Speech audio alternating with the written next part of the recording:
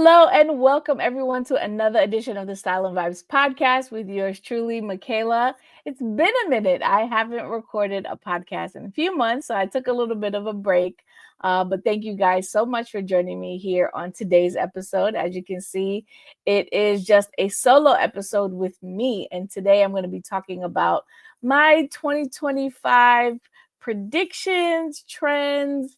Let's get right into it. I don't have a whole lot, but I think for each one, there is a significant amount to talk about. So I'm sharing what I think could happen, what I would like to see happen based off current trends from 2024 going into 2025.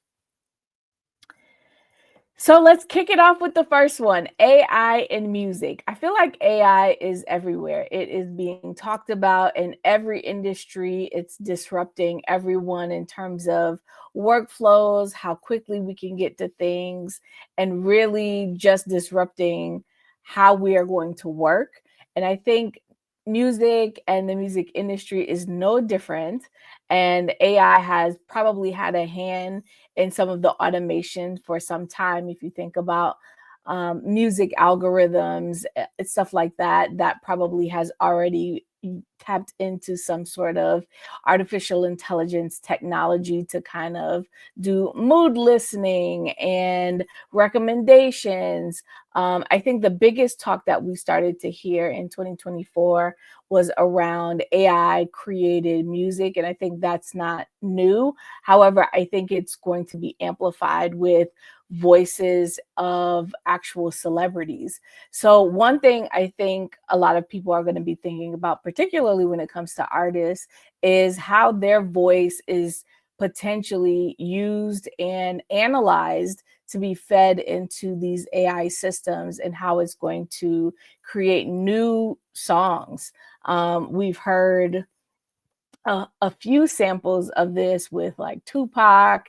If you're been on the internet, you hear like remixes of songs with like they're essentially memes, but there could take on a bigger element in terms of just original music. So, can artists use their own AI voices to create new music that have a similar feel and style from their catalog?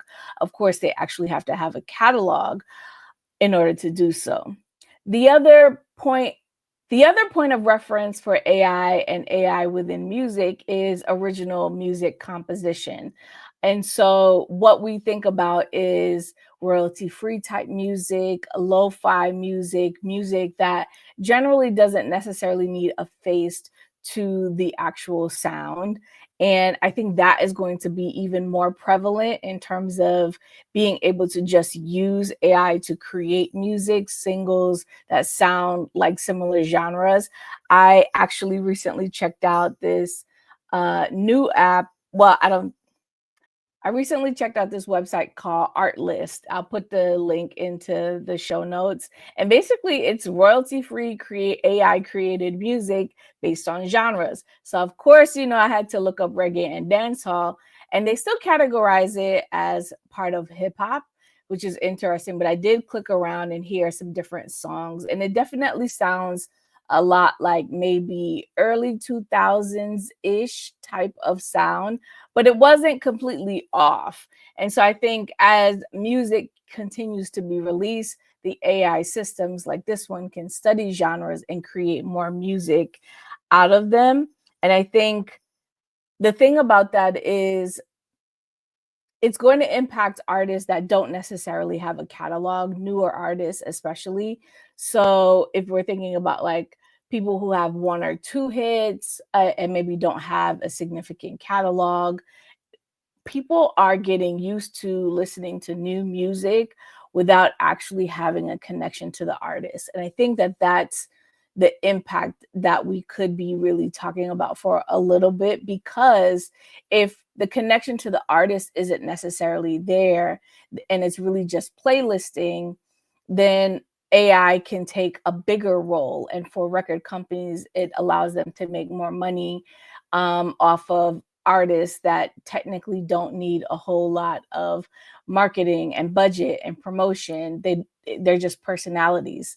The other part is actual AI personas attached to music. Could visual artists create, we already know that AI can create real life lookalikes for videos and models and campaigns. So, would artists exclusively be able to be created?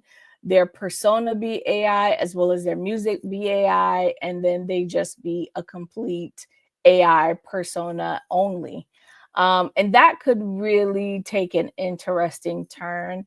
I do think that going down this whole entire route begs to kind of question, does AI cheapen the artistry around actually creating music, the art form itself?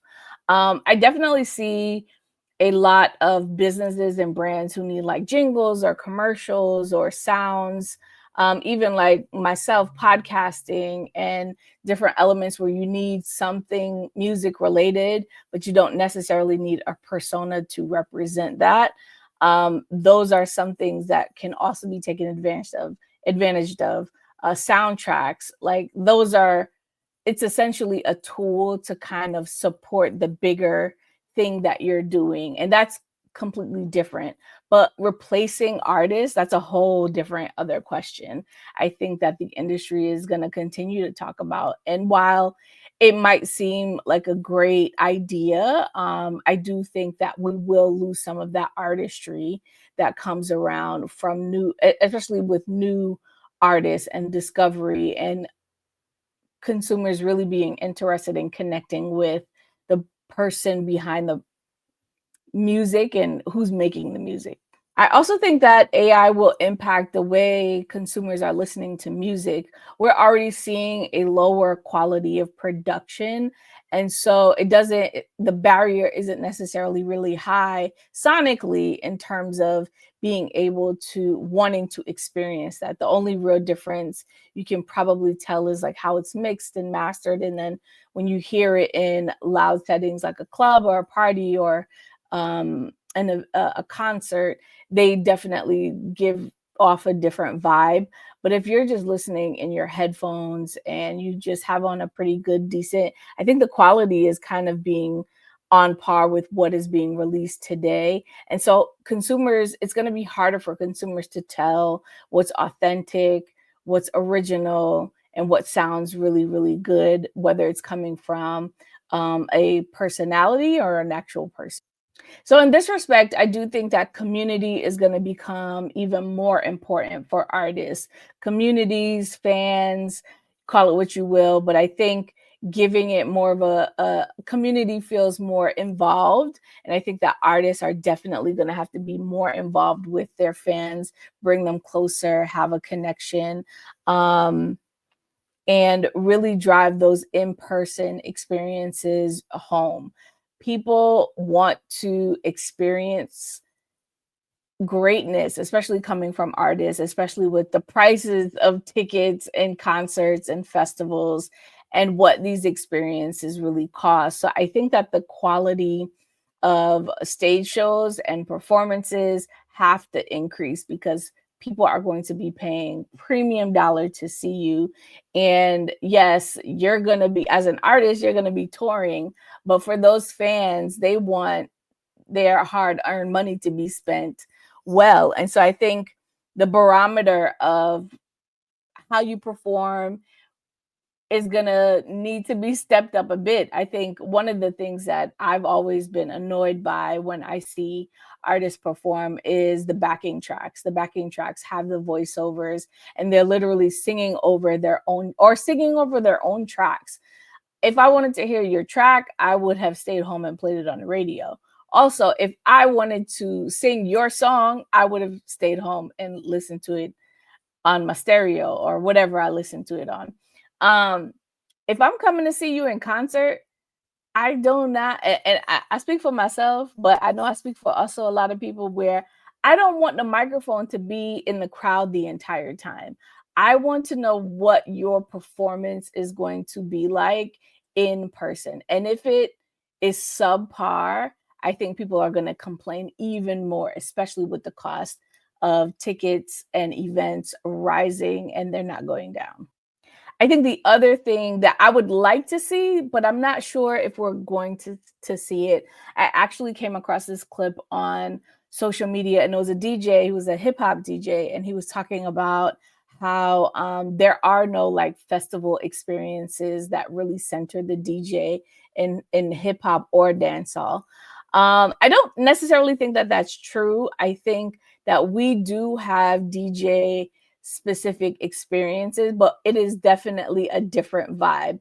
I think when you think about EDM type festivals, they're just there to party and dance, and they will dance to songs whether they know them or not. It's really just going for enjoyment, whereas we party with a little bit more intention.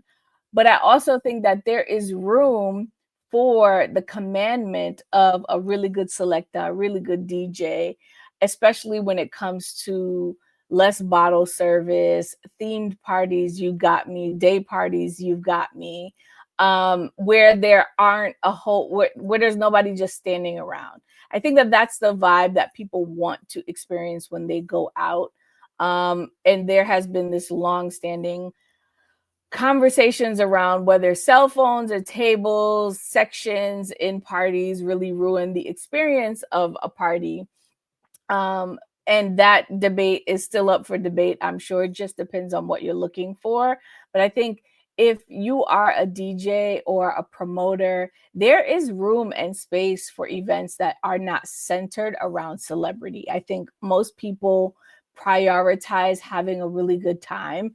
And as I was stating before, if a lot of artists' performances are subpar, audiences would probably prefer really, really, really good tight music selections. And it doesn't mean having 15 DJs in a 3 hour time slot. It could be a longer time slot for a really good DJ. Maybe pay them a little bit more. They have a following.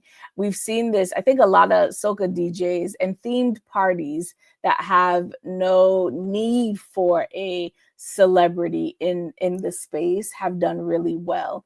Festivals are great as well, and if you want to have artists there too, but at the core of it, people want to have a good time to music and to really have enjoy the vibes of it in its entirety. So I don't necessarily think that artists are needed in terms of bringing that star power to your event, especially as a DJ. I know the artists charge just to walk through. They're not going to perform. Sometimes they perform one or two songs, but sometimes I'm in the crowd and it really just breaks up the party.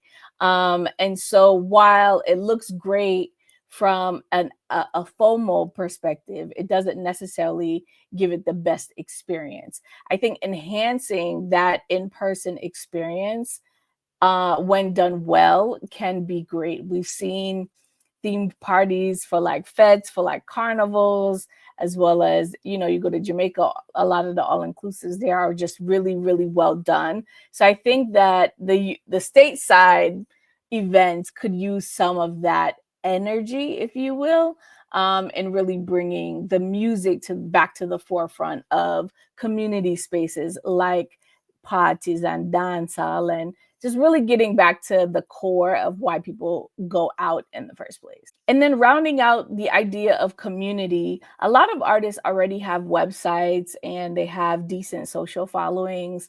And even a good number of our artists have merchandise. But I do think we have the opportunity to enhance what that merchandising experience is. I think everybody should. I think t-shirts, sweatshirts, that type of apparel that's wearable is standard. So I think if you have a saying, if you have, things that, you could put on a t-shirt, you should definitely do that, sell that merch. at these events, but there's also opportunity to just bring back even more exclusive merchandising, whether that be aligning with a brand that could launch a product on your behalf and doing exclusive drops. Giving your fans something exclusive that everybody can't get is definitely going to round out that community element for you as an artist. So think about more creative ways, whether it be a magazine that is dedicated to your on-road experience, things that you're not going to find out in interviews and blogs and things like that that fans would actually want to have as a keepsake. Thinking about partnerships, I know vinyl is still really big, and it's not enough to, in my opinion, re-releases are great, but not when you release it at the beginning of the year and then re-release it in a year or two with a few new tracks. I think that that to me, it's become sort of standard, especially for bigger artists. But what that does for a lot of fans is it caused dissension. Like, not every fan is going to buy your music twice. Those songs are probably just leftovers that you didn't want on the album. At least that's how I feel. Maybe you guys don't feel that way as consumers, but that's kind of how I feel, especially when you just release an album and then a year and a half later, you're releasing one with bonus tracks. Those bonus tracks were left off the album in the first place, probably, or they weren't for this project initially. I think that we could get a little bit more creative when it comes to merchandising and unique experiences. I think one of my favorites that I have seen was when Chris Brown was doing all of these club like pictures with his fans. Yes, they were pretty costly. However, he definitely made money on that. But the experience that each fan got, he looked like he was like taking each one to prom. He posed however they wanted him in the picture. Of course, they got so hilarious and funny and engaging. But those fans are going to remember that experience for a really long time. So I think examples like that we have seen do a pop-up shop. I know Buju had a pop-up shop in Florida when he was starting his tour, and that did really well. So doing things like that where there are pop-up experiences for fans, not for the media. Create experiences for fans. Recently, Bad Bunny released an album, and he did a pop-up show in the New York City subway. So it's things that surprise and delight your fans, not because the fans will then share it with social media and then it becomes a story. So those are like creative angles that we can kind of look to in terms of giving exclusive experiences to fans. Now, we all know that social media still plays a huge part in interacting with your fans and community, connecting on new music and sharing that with the public as well. But there have been so many changes with regards to social media. By the time this airs, we'll either have TikTok or we won't. But I think that the impact of understanding whether we have it, especially based here in the US, we may or may not have it. What does that do for the consumers who discovered your music through these social media apps? How are we bringing them along and taking them and being more engaged offline? I think going back to that community aspect, engaging your fans and your core audiences is going to be key. So what are you doing outside of these social networks? These social networks are distribution channels, awareness drivers, and can really pick up steam. So you want to be able to use it as an artist to share what is happening. However, we know that these platforms are primarily pay to play. And the longer you keep the attention of consumers in the apps, that's what the apps and the algorithms really want. So finding creative ways to connect with that audience on social media is going to be key. And I think really stepping into that content creation. And to me, if you're an artist, you can create any type of art, and video and visuals is a part of that journey for you. So don't look at it as something that you have to do. Look at it as it's another creative tool that allows people to see this other creative thing that I can do. If you can create beautiful music and songs, you can create the storylines that come with it. I think the timelines and the resources are definitely going to be condensed. We're already seeing really good examples of great content being created by some of our artists, or artists really utilizing social media. Social media is a tool, and I think that we tend to forget that. And that tool for artists is to connect with fans. For example, on Instagram, you can have closed groups or close friends.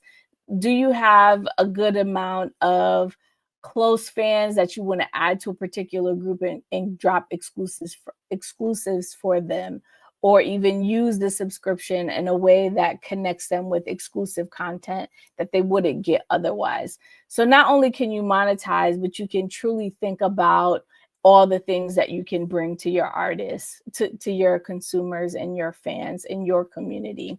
So everything is getting harder. Everything is being more challenged by all the things that are happening from an industry perspective. It's just condensing. So technology is really playing a part. Music and AI are going to continue to be explored. So using these things as tools to kind of enhance what you're bringing to the table as artists. And then as consumers, I think we should be more cognizant of how we consume all of this content and really curate. Consumers are going to really curate what is in their feed and what they want to be tuned into. So artists have to be intentional, because consumers are going to become even more intentional as well. So all in all, I think that we're all going to have to get creative as fans of music, as creators of music, as people in the music industry. We're all kind of struggling with different aspects of how fast the changes are happening. But I do think that this is what breeds creativity. This is what breeds connection. And this is what is going to carry us into the next phase of whatever music from a digital perspective is going to look like. So I think being aware of AI and its impact on music, really doubling down on community and fans, ensuring that your fans have a connection with you as best as possible, and utilizing social media to the best of your ability, but also having a platform outside of social media to connect with your fans, whether that be a newsletter that you send. I would love to see like a diary of some sort. I remember fan clubs were a thing, and they kind of just went away and got replaced by fan pages that just post content of your favorite artists. But maybe it's time to get back to artists having a one-on-one connection, doing blog posts about being on the road and sending that to their email list, even if it's only a couple hundred or a couple thousand people. But newsletters have also become a way of gaining greater connection with fans and consumers on a regular basis. So whatever it is, we all got to figure it out. I'm here trying to figure it out as a media platform podcaster. Music and artists industry are trying to figure it out as well. So I think it's something that we're all going to be paying attention to in 2025. But let me know your thoughts. Make sure you share your comments. You can comment on any of our social platforms at Style and Vibes, or you can send me a note, send me an email, send me a message. I can take voice messages now. Just click the link. There's a link in the show notes of the podcast. So until then, next time, later, my peeps. Thanks for listening to the latest episode of the Style and Vibes podcast. If you like what you hear, and I know you do, share it with your friends and family. If you want more, make sure you visit styleandvibes.com and follow us on our social channels, Twitter and Instagram at Style and Vibes. Until next time, later, my peeps.